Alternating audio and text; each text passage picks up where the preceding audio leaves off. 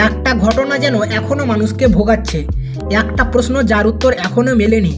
রাহুলের মৃত্যু, কি হয়েছিল তাদের সাথে সেই দিন? সবকিছু যেন একটা খুব হঠাৎ করে শেষ হয়ে গেল আর রেখে গেল শুধু রহস্য। এই রহস্যের মধ্যেই এবার মুখ খুললেন টলিউডের সুপারস্টার জিৎ। তিনি খুব বেশি কথা বলেননি, কিন্তু যতটুকু বলেছেন সেটা এখন বড় আলোচনা তৈরি করেছে। একটা সাক্ষাৎকারে খুব শান্তভাবে তিনি বললেন, এই ঘটনার পিছনে গাফিলতি ছিল আর সেই গাফিলতি খুঁজে বের করা খুব জরুরি। গাফিলতি শব্দটা ছোট, কিন্তু এর মানে অনেক বড়। কার গাফিলতি, কোথায় ভুল হয়েছিল? এবং শুটিং সেটে একজন মানুষের নিরাপত্তা কখনোই ছোট বিষয় না। প্রতিটি সিদ্ধান্ত খুব গুরুত্বপূর্ণ হয়ে ওঠে।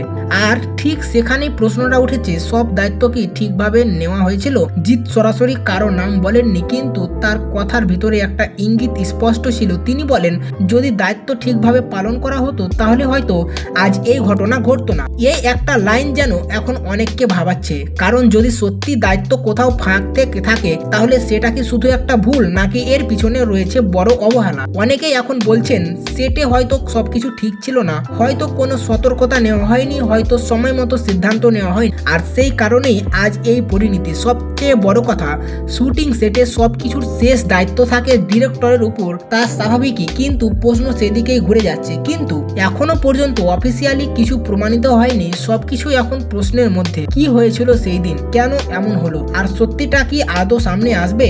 জিতের এই কথাগুলো যেন সেই প্রশ্নগুলোকে আরো জোরালো করে তুলেছে। একটা ঘটনা যেন হয়তো এড়োনো যাচ্ছে, একটা ভুল যেটা হয়তো ঠিক করা যেত, কিন্তু এখন সবই অতীত। রাহুল এর মৃত্যু, তারা আর ফিরে আসবে না। তাদের গল্প, তাদের নিয়ে এই প্রশ্নগুলি এখনো বেঁচে আছে।